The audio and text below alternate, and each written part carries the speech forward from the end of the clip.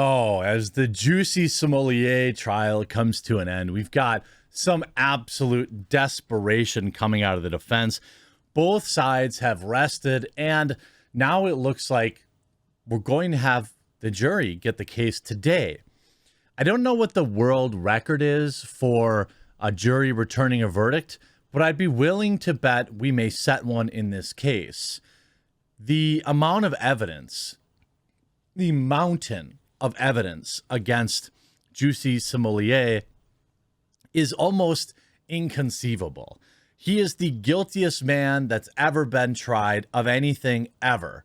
I really believe that this is true, which is exactly why I'm nervous he's going to get a verdict of not guilty. Today alone, we've seen Jussie's lawyer in closing says that one of the Osundario brothers must be lying because they used the restroom during their testimony. Now, I don't know if you know much about court. I know now more than I ever did before. You know, sometimes you're on that stand for hours. Maybe you're drinking a lot of water. Maybe you're nervous. Maybe you had a little spicy, burrito from a food truck, a roach coach outside. You got to go drop a due. That doesn't mean you're lying. And we saw yesterday that Jussie Smollett received a text message from Don Lemon, international newsreader Don Lemon, telling him, tipping him off that local law enforcement didn't believe him. I mean, I don't understand. The idea that this dude went on the stand and legitimately tried to say that the whole thing was real and that they were trying to, pay him off. Well, how about this new text message that came out via Jack Posobiec? Always a good follow, by the way. Text sent from Jussie Smollett to one of the Nigerian brothers the day they were arrested. I love you. I stand with you. I know 1,000% you and your brother did nothing wrong. Brother, I love you. I'm making a statement so everyone else knows they will not get away with this. Please hit me when they let you go. I'm behind you fully. Does that sound like bro? Like, okay, listen. The entire defense of Jussie Smollett has not denied that the two brothers pummeled him fakely. It's to say that it really happened. So if it really happened, why are you sending this text? Why are you sending this text? Not looking good for Jussie, exculpatory or written to sound exculpatory, guilty. I mean, who is they? Not a traditional Valentine's Day text, but sweet nonetheless. Oh, it was sent on Valentine's Day. I mean, the defense also suggested that the Nigerian brothers were trying to start a race battle by setting all this up. This via Blaze Media.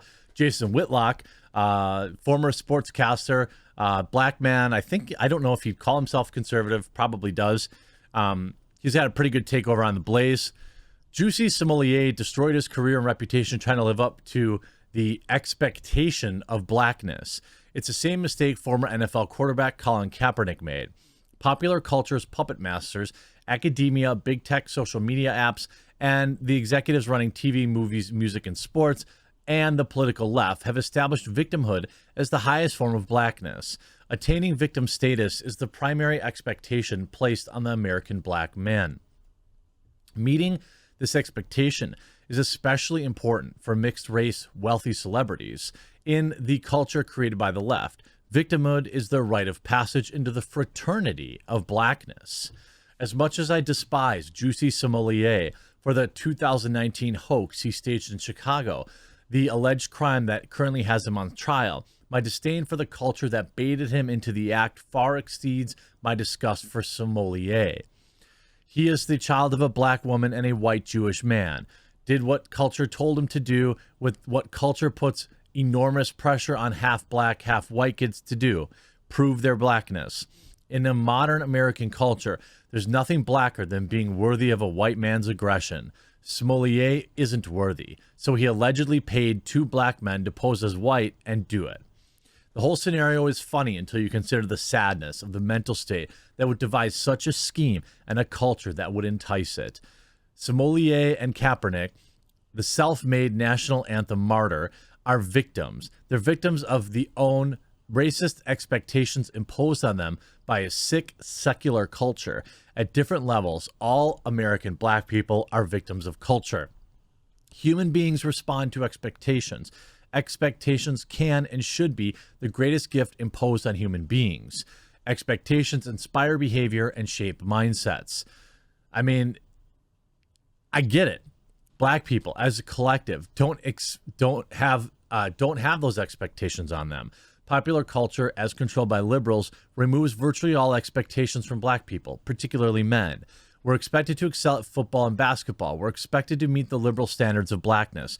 Anything we do to achieve beyond that is considered a bonus. The lack of expectations imposed on black people is the most racist act in America. It's far worse than that cop in Minneapolis. The lack of expectations placed on black folks is systemic. Victimhood as being the highest level of blackness is systemic.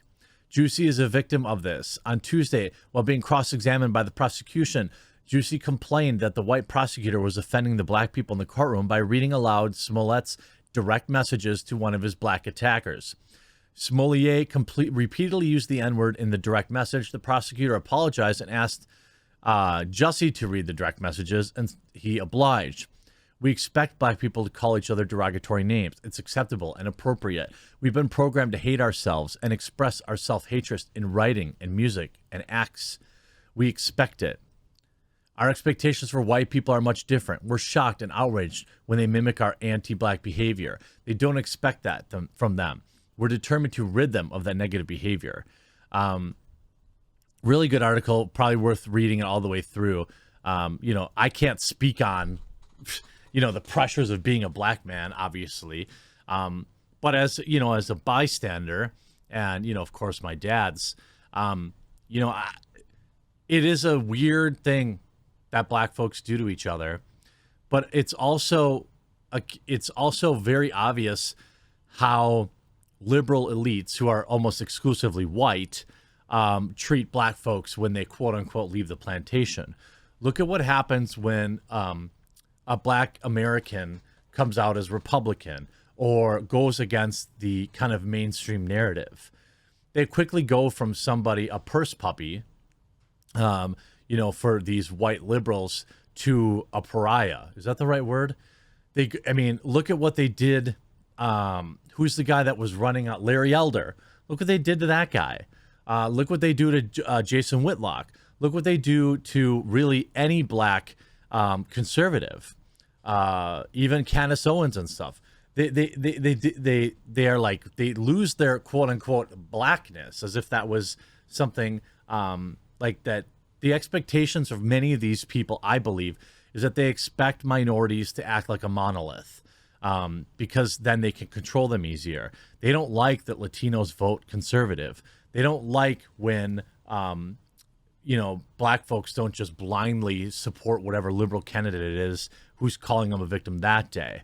Jussie has now called his attackers liars as the defense rests. They're liars, Jussie said of the brothers as he testified on Tuesday. They also said I had something to do with it, and I didn't. The prosecution had argued that Jussie staged the whole thing against himself. Specifically, Special Prosecutor Dan Webb said Jussie instructed the brothers to use particular words against the actor, in addition to telling him to buy ski masks, red hats, and a rope to make it look like a hate crime. It felt like something out of Looney Tunes adventures. It felt like someone massive coming up to me. Not enough time to think, Jussie said of the incident during the trial. This person felt significantly larger than me, dressed in dark clothes and a ski mask. Jussie also testified that he and one of the brothers enjoyed recreational time together and made out. By the way, not relevant. I'm told by some of my Nigerian viewers, though, that outing this guy, if he really is a member of the LGBTQ community, legitimately puts his health at risk. Even the Daily Beast, Jussie Smollett got totally nailed in his cross-examination. Tuesday's cross felt like a masterclass in how to zero in on details and seal the deal. After a day of salacious speculation, innuendo, and tabloid fodder, Webb went to remind the jury why they were here. Webb focused on the scene of the incident and the actions that led up to it. Evidence during the trial showed that Jussie and the Osundario brothers drove multiple times in preceding days around the exact location where the actor would put the later claim where he was attacked. They had bleach and all this other stuff. Jussie had previously testified that he solely worked with Abimbola, the Osundario brother. He also testified that he enjoyed his tender time with. So, you see here, he had nothing to do with the other brother. So why is the other brother in the car with the two of them around the area in question for a workout that never happened? Oh, you got baked, and you decided when you were go to Streeterville, you were too baked to go work out. No, Jussie replied back, I've worked out many times, baked. It certainly wasn't that. The actor claims he found it weird that one of the brothers had accompanied him. I don't get it. Do you have any reason to disagree with police testimony that you passed by the intersection 3 times? I don't know, Jussie replies. I circled around the block. How long were you there? Well, you have the surveillance. You tell me, Jussie snapped back. It was 3 years ago. It was clear that Webb had hit a nerve with Jussie after the actor tried to cast doubt on the brothers' testimony by claiming the two had been in a hookup relationship, which he may be lying about too. I mean, it's nuts. I'm just concerned about answering yes or no, Smollett told Judge James Lynn after Webb began to strike out one of his responses as non-responsive. Please, Lynn told him, it's all the same for all witnesses. It's not personal to you. The lawyer asks questions, you must answer them. I mean, it's nothing. It's like, Jussie clapped back if Webb, asking Webb if he knows that what Hollywood interviews are like and insisting that makeup provided to him on set makes me look much better. I don't know. It's bad. Again, he's raising his arm, and BLM stands in solidarity with Jussie. We can never believe police. Well, I guess you're going to go down with them too. Not like your organization had any credibility anyway. Buy any large mansions lately? Hope you enjoyed this video. We'll talk to you again real soon.